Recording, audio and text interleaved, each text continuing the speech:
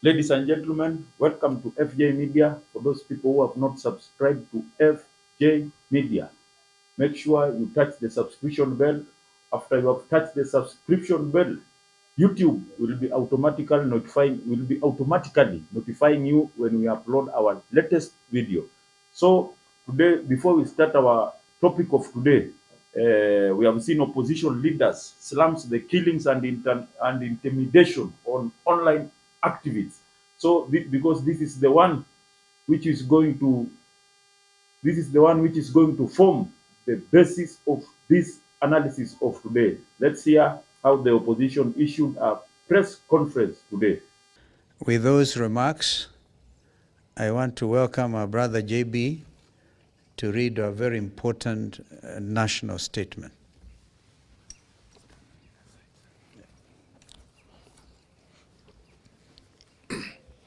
Hi, cousins. As has already been indicated, this is a joint statement by the United Opposition on the murder of Albert Ojwang, as well as the continued intimidation of online and offline critics of the Kenya Kwanza heinous regime. Fellow Kenyans, 3 years ago, none of us could have imagined or predicted that we would be standing in front of you today in shock and horror, listing the atrocities and premeditated killings of Kenyans by the current regime. 3 years ago, many of us were on opposite sides of the political divide. We advocated for our plans and manifestos, eager to make a difference for our country, for the better, for posterity. Whether on the Kenya Kwanza, all Azimio la Umoja, One Kenya alliance sides, none of us gathered here today would have made plans to offer security or ensure that our staff and their families, indeed our own families, have a hotline for protection and help, because the threat of abductions and illegal detentions was an imminent reality. We simply did not imagine it. Nor could we ask any Kenyan to prepare for it. This aberration has been perpetuated by the increased illegal surveillance, abductions, and illegitimate detentions, some of them ascribed to mistaken identity. It has become the modus operandi of a callously inhumane, Ruto-led regime.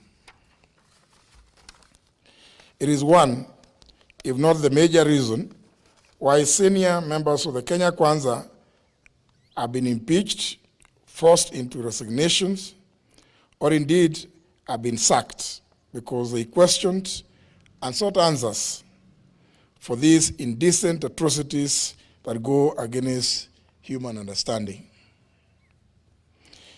It is the reason, ladies and gentlemen, that these brave souls, unbound and uncompromised, stand here as the united opposition determined to komboa Kenya. Friends, our beloved republic, when that 1-year-old Albert Ojwang walked back to his home in Migori on June 6, 2025, neither he nor his parents, his relatives, and his young wife were aware that these were his last hours on earth. Albert was neither sick nor wounded. He had in fact spent the day actively planning his home garden, calculating its eventual harvest. Albert, a Kiswahili and religious studies teacher based in Voi, was a single hope of his parents and father to a 2.5-year-old child. Albert was picked up by police officers riding motorcycles in Kakot, Homa Bay, and taken away because of an alleged offensive social media post about a senior police officer, now identified as the Deputy Inspector General of Police, Eliud Lagat. 32 hours later, after the police who arrested Albert assured his parents that he was well and only needed a heavy overcoat because Nairobi was cold, Albert was dead. Why Albert was moved from Mawega police station in Homa Bay to Nairobi, 400 kilometers from the alleged area of incident, and specifically Central Police Station in Nairobi, and checked in under OB number 13/7/6/2/2025 at 9:35 p.m. on Saturday, June 7th, remains unclear. There are 26 hours that remain unaccounted for between Homa Bay and Nairobi. 26 hours when a healthy man, having lunch with his young family, arrived, according to many sources, bleeding with serious injuries, 26 hours before being declared dead on arrival, allegedly at Bagathi Hospital, Nairobi, at 1:39 a.m. Today, ladies and gentlemen, this is no ordinary gathering. Albert's family has questions. We too have questions. Kenyans have questions. And indeed, the international community has questions. We all demand answers to the following. 1. The Criminal Procedure Code, Chapter 75 of the Laws of Kenya, has clear procedures on arrests relating to cognizable offenses. There should have been a formal complaint and an arrest warrant. So we have had the opposition has issued a press conference today regarding the threats and illegal abduction has become too much. So we have seen even police IG and CS Murkomen and Vice Chairperson IPOA were summoned at the Senate. And we have seen even Chairperson Anne Wanjiko has said that the CCTV system, which are located at Central Police Station, was interfered with. So even now, the matter is being articulated in the Senate.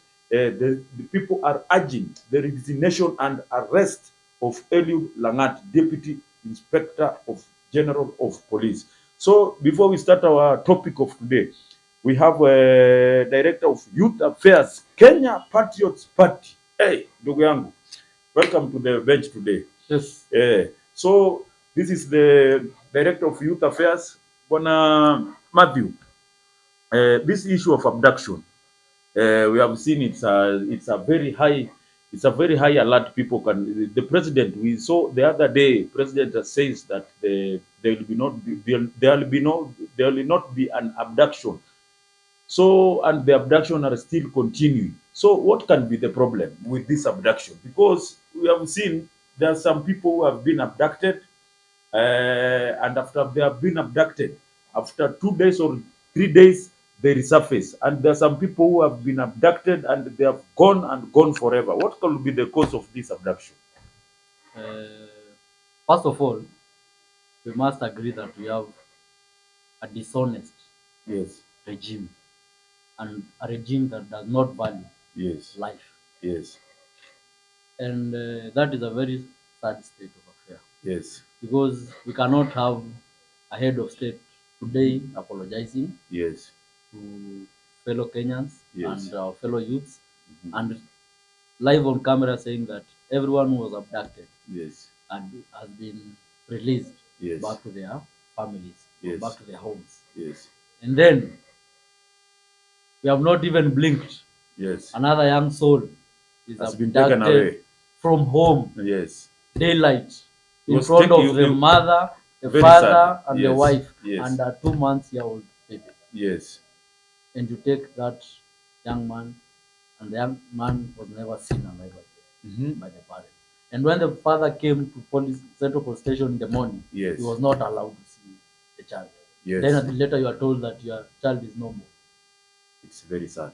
That is the state of affair of a state that does not value life. Yes. So that's it's a very sad. That is very sad. Even we have seen his father was crying very much with the tears and pain in that day. So what because even people are asking what was this guy, what because we say they are saying he wrote something on X space. What did this guy tweet that was very like what he tweeted in the X? What was the main reason? What did he tweet that makes the police the guy to be abducted and killed? My friend, Mr. FJ, Yes, it's good to be honest.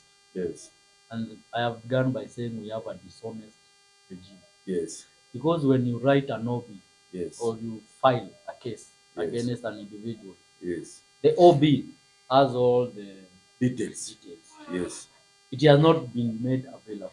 What Yes. did DIG report?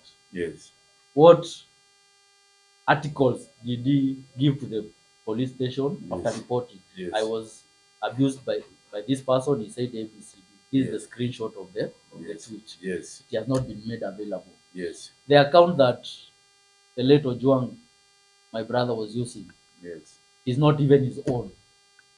He just has rights to that account. yes. So how do It's you? not his. It is not his own account. Own account. It is an account for blogging. Yes. They have logins Yes. about 3 people. Yes. So why the other one was also arrested? He has not been killed. Yes. They were Why arrested too. Yes. Yes. The one who was arrested is the owner of the account. Yes. Ojwang is an account admin. Yes. So why are we not told they tweeted this on this day, this time? Mhm. Not coming out clear. And what could be the motive of this abduction?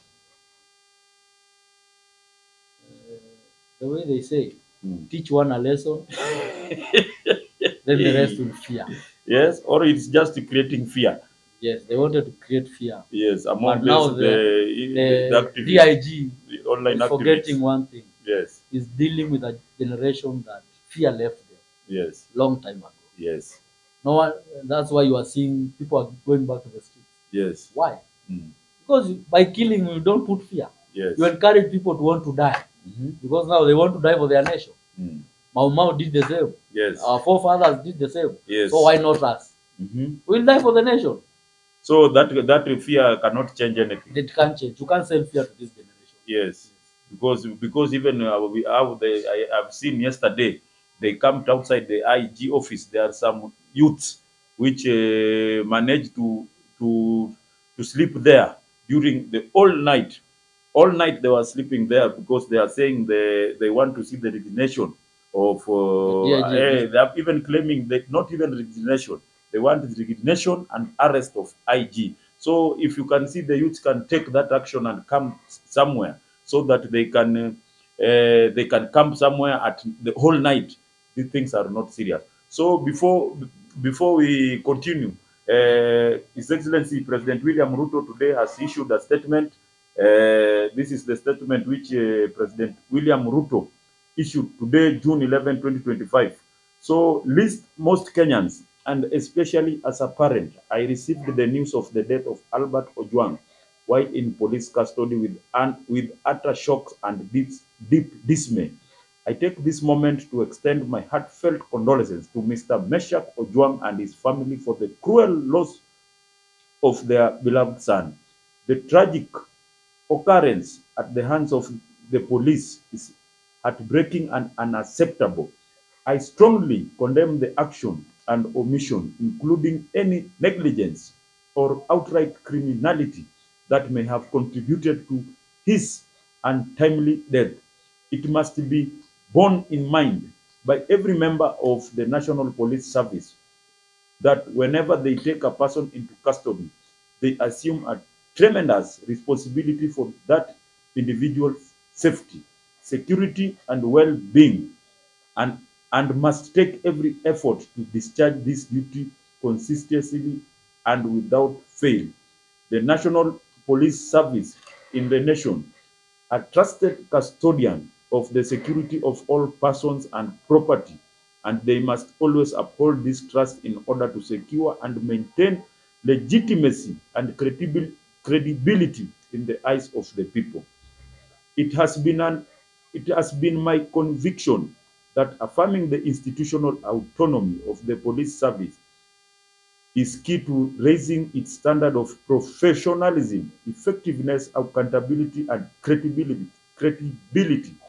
The service must therefore rise to the challenge of firmly dealing with the crime and lawlessness, while also eradicating misconduct and unprofessional behavior within its own ranks. I therefore call on the National Police Service to fully cooperate with the Independent Policing Oversight Authority and to take every necessary measure to facilitate a swift, transparent and credible investigation into the death of Ojwang.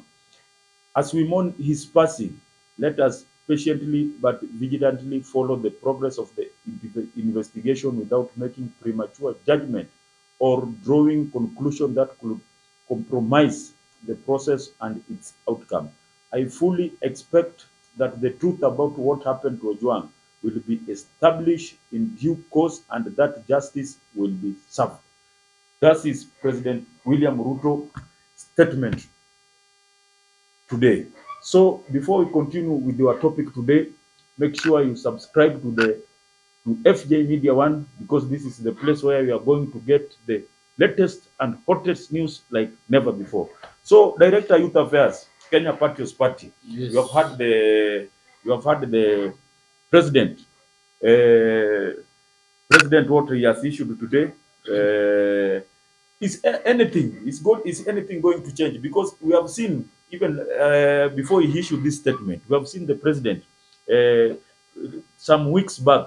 He said there will be, even in public, he said there will be no more arrest. So, is there sabotaging in this interior ministry, or what could be something going fishy? Because president himself issued a warning that there will be no more abduction, and we are seeing that abduction are still continuing. People are being still abducted. What could be the cause, or the interior, are they relaxing on their job? First of all, Yes. the only thing I would like to hear from the president Yes. is not a statement. Yes. Fire the deputy IG. Yes. That's all Kenya wants. Yes. Or does it mean without the IG Langat, Yes. the police force will crumble? Yes. No. We have able and credible police officers Yes. of this nation Yes. who are ready to serve the citizens of this country Yes. diligently. Yes. So the best thing you should tell Kenyans Yes. is to fire the Yes. DIG Yes. and prosecute him Immediately. immediately. Yeah. No That's wasting the time only and way giving. you can regain the trust of Kenyans to the police service and the Yes. presidency. Yes. Because we all respect the president. Yes. Because You we should have, also respect Kenyans and Kenyans' lives. because we have seen even CS Murkomen has said that if somebody will be found, he was. But that's pure alter nonsense. Yeah. You can't be talking of somebody Yes. who is already serving Yes. and is a captain. Because people are saying at this time, deputy of Inspector General of Police Eliud Lagat as supposed to be He should have resigned like yesterday. Yes. And today he should be in court. Because he's still in the. Why is he's he in working. office? Yes. Definitely he will interfere with all investigations. Yes. Because the deputy DIG. Because even if The investigating officers Yes. are his juniors. Yes. So what are we expecting else? Yes. Nothing. You cannot command your boss. Yes. How to do. He'll give orders. Yes. Write this, write this, write Yes. this. Because already we don't have the CCTV footage of Central Police Station. Yes. Because So, even. so the best thing you should do, if they are honest, Yes. the CS Murkomen should fire the DIG or Yes. the president. Yes. So he can do investigation Yes. with him, not in the office. Yes. Yes. So for those people who have not subscribed to FJ Media, make sure you subscribe to FJ Media because this is the place where we are going to get hot and latest news like never before. So Director Youth Affairs Kenya Patriots Party, before we leave the studio, how can you tell people who have not subscribed to FJ Media? First of all, they should also join Kenya Patriots Party. Yes.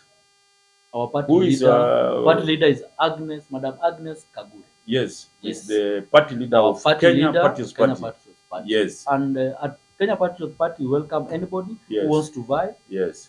For your information, Yes. we are not going to charge our candidates for nomination fees. Yes. Free for all. No charging fee. No charging. Yes. Come early, register your members. Yes. Be ready for the ballot. Yes. Let's change this country together. Yes. Yes. So that is Kenya Patriots Party. Yes.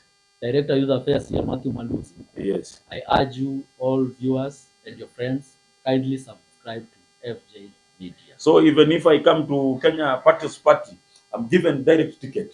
Not direct ticket. Yes. You go, yes, campaign for yourself. Yes. Go to the ballot. Go to the ballot. Yes. Okay. That's the Director Youth Affairs, Kenya Patriots Party. So before we end up this session, thank you for coming in the studio. Thank you. Thank you very much. So for those people who have not subscribed to FJ Media, make sure you subscribe to FJ Media, because this is the place where you are going to get hot and latest news like never before. Thanks. God bless. Sante sana. Pleasure. Director Youth Affairs. Santa kabisa. Tembea kwa ofisi. Yeah, iko sawa. Welcome. Haya.